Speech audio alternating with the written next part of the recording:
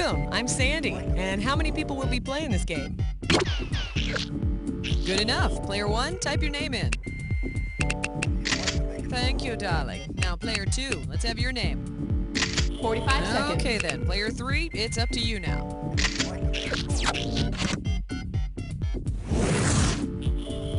Alright, first things first, pick which episode you want to play.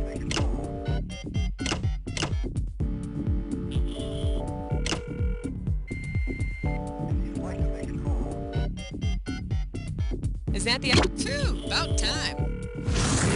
30 seconds. Player 1, you've got the letter Q as your buzzer. Q, as in quarters. Player 2, your buzzer is B, as in burping a baby. And player 3, how about you buzz in on the letter P, as in pointy party hat. 20 seconds. All right, ready? You're going to get a bunch of questions. First person to hit their buzzer gets first crack at the question. And you just pick the answer you think is right by hitting the number on the keyboard. Easy as pie. Would you go already?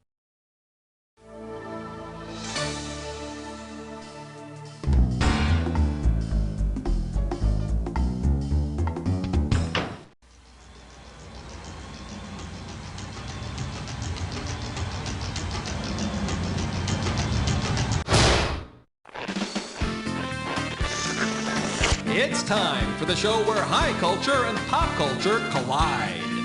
Please allow me to welcome you to our Oodles of Trivia episode. Yep, just oodles and oodles of trivia. We're going to get started by passing out the hardware.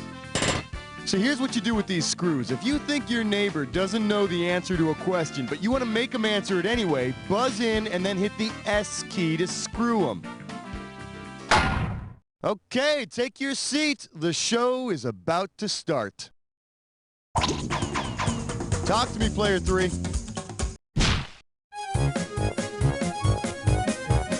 Hey! Today's specialties include 3 thingies and a fountain. You get this one right, you get 3,000 greenbacks. One question coming right up. What do the Iliad, baseball, and the Simpsons all have in common? A Trojan, a Paris, a Homer, or a Marge? The Iliad was written by a guy named Homer. A home run in baseball is called a homer, and the dad on The Simpsons is, say it with me, Homer. And all 3 also have a lot to do with scratching in public. Why do you think the Greeks wore sheets all the time? Easy access. Player 1, what's up? Question alert. Question alert.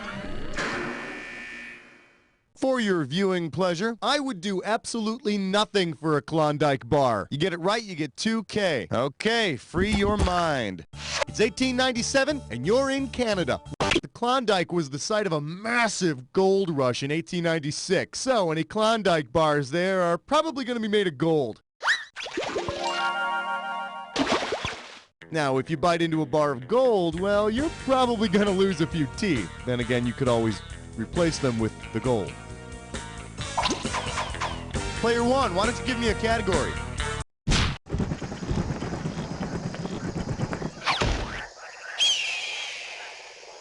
Let's take a look at, repeat, the Orville has landed. How does $2,000 sound? Wow. Do you realize it was over 30 years ago when man first walked on the moon?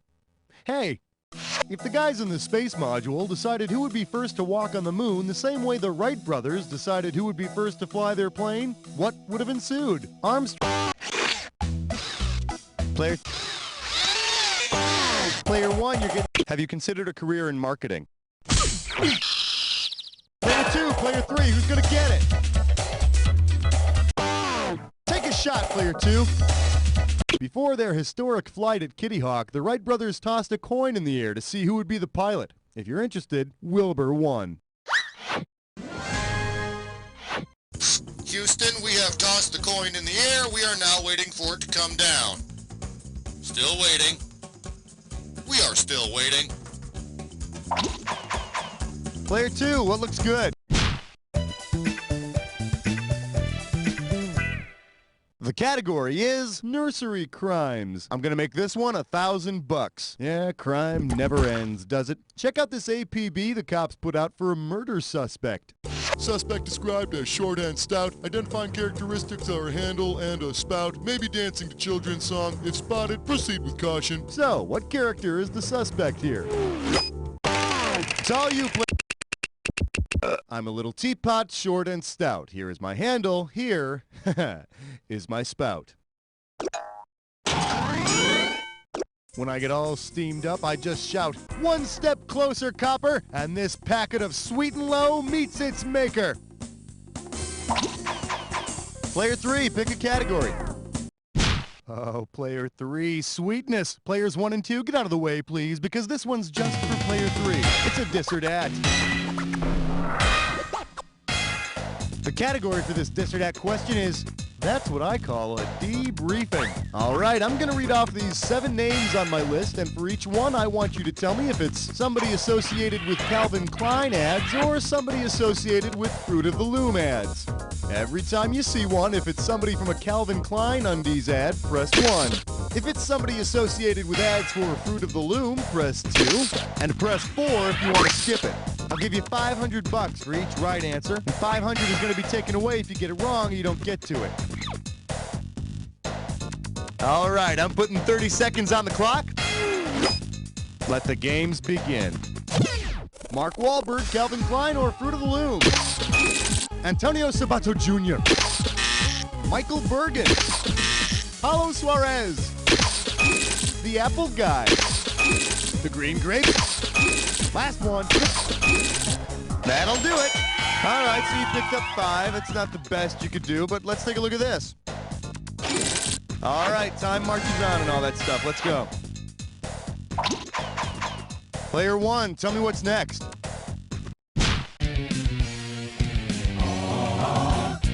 Well, what do we have here? $3,000 for this one. Let's see how you handle this one. If you hit the snooze alarm on your biological clock, which of the following would you not be postponing? Circannual rhythms, circadian rhythms, Cambrian rhythms, or ultradian rhythms? Player 2, go! Ultradian, circadian, and circannual are all biological rhythms. Cambrian is a geological period, and there's no such rhythm as Cambrian rhythm. Well, technically there is, but it's only 43% effective.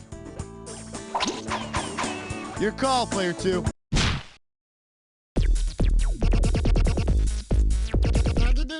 Let's see what we got going. At 46, I'm still the luckiest boy in the world. Get this one right, you get $1,000. Pee Wee Herman. Remember how on Pee Wee's Playhouse he'd end each show by flying off on his bike, and I dare say, flying into our hearts? Well, suppose Pee Wee wants a buddy to join him on his airborne. E.T.'s been known to fly a bike or two, so he could buddy up with Pee Wee, no problem. Hey, how about that? I made it all the way through a Pee Wee Herman question without making one single reference to masturbation. Somebody give me a hand. Player 1, what do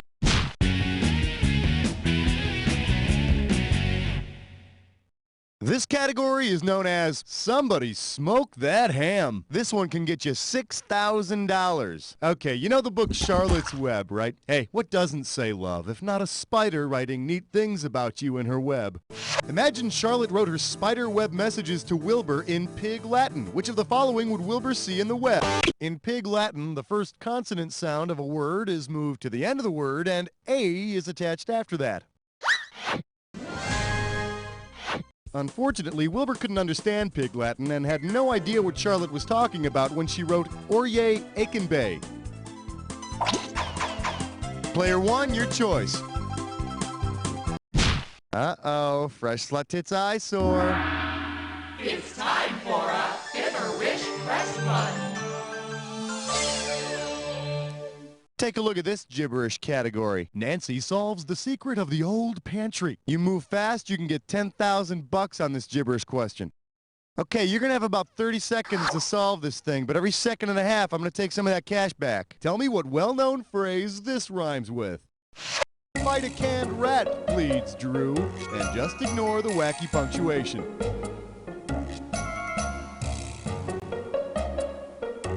First clue, it's when somebody hurts somebody. It's when somebody hurts somebody who's there to help. Is Dr. Laura in trouble? Last clue, sure you fed me, but your hand looks tasty. There you go, player 3. Type in that.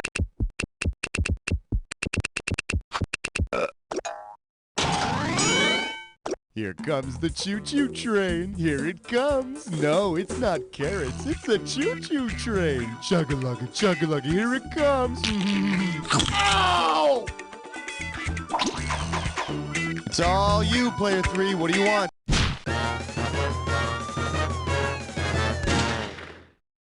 For your enjoyment, say a few words and flush it down the toilet already. I'll give you 4,000 clams for this bad boy. Okay, so the dodo bird is extinct, but what really gets me is that we never gave them a proper ceremony. What should one not say when giving a eulogy for the dodo bird? He had such lovely feathers. We all loved that dodo's beak. Dodo birds couldn't fly when they were alive, so it wouldn't make a lot of sense to eulogize a dodo by saying it couldn't fly anymore. And the best thing about a funeral for a large dead land bird is you don't need a caterer.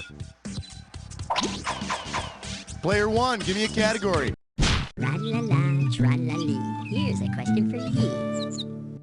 All right, give it up for Cheez-It. It's the cartoon cops. I got $2,000, says you don't know this one. One's a cat, one's a mouse. But the grand irony here is that whenever that darn little mouse pokes his nose out of his hole, Tom gets clobbered or burned. Or he explodes. Anyway, if Jerry joins the historical hole in the... Player 1. I think Scarface has more important things to worry about, like finding a nice blush to hide that little blemish on his cheek. Player 1, player 3, grab it! Player 3. You big dummy. Player 1, you can take it! Player 1. Yeah, that's right. Jesse decided to forego the trains full of rich people and just focus his attention on whooping a cat with a frying pan. Uh-huh. Woo! What is that smell? Butch Cassidy, robber, rogue, cat hater, and head of the hole-in-the-wall gang. Those guys were the train-thieving terrors of the Old West, until they got spackled and painted over. What do you want to do, player 3? Open wide and get ready for famous crater faces. You get this one, you pocket 2,000 bucks. Put it in gear, because here we go. If the great stone face is added to Mount Rushmore, who will have his head among the presidents? Charles Bronson, Buster Take a shot, player 2. Mommy, who's that? He was our first president. And who's that, Mommy? Why, he was our 16th president. But, Mommy, who's that? Oh, he was in Death Wish 5. Player 1, player 1. I'm sorry, did you say something? You want it, player 3? Buster Keaton's nickname was the Great Stoneface. Everybody thinks that's the way Keaton looked in real life, but you gotta remember, he made movies back in the old days, before they had facial expressions. Player 3, your category.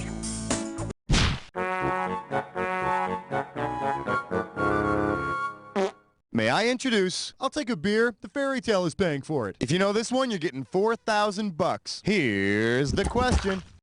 Suppose you go to Mother Goose's Bar and Grill and order a prairie oyster. What will you most likely hear the bartender yell? Humpty Dumpty, get your yolk over here. Jack Horner, stir this with your thumb. Miss Muffet, start hauling your tuffet. Or Mother Hubbard, I need a bone. A prairie oyster is a drink that's made with a raw egg out of the shell. And after Humpty's done giving yolk, he dances for dollar bills. Yeah, baby, over here. Come on, show me some albumin. How about it, players? The category, but can he make this boil on my butt disappear? 2,000 bucks for a correct answer. Okay, so this David Copperfield guy is big on making things disappear into thin air, right? Because, you know, that's what he does. Well, if David Copperfield were to make the subject of the book, John Krakauer's Into Thin Air was a huge bestseller. It's about a doomed expedition to the top of Mount Everest. It is gone. Mount Everest has disappeared. All that remains is this giant hump covered by a black blanket. Thank you. Thank you.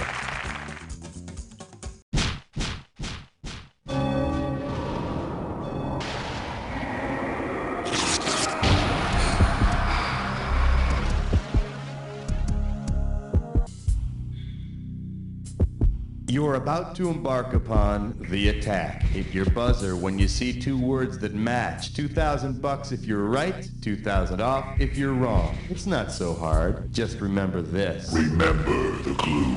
It's got to be a match that fits this clue. I'm sorry, you have a daughter named what? Don't worry, I'll get her home by midnight. Have fun.